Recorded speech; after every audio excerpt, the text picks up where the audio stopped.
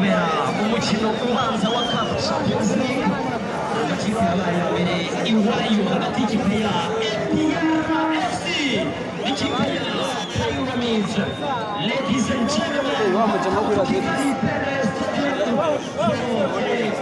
Champions League match between APR and Pyramide. Let us begin by the team's lineup.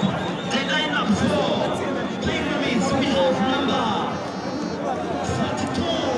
We have number 1, Ahmed Nasser Mahmoud El Shadawi.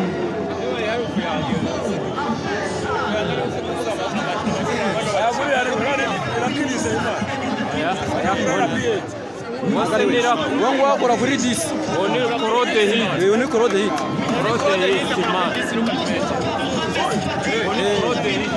nyimwumva naramenya izina ryose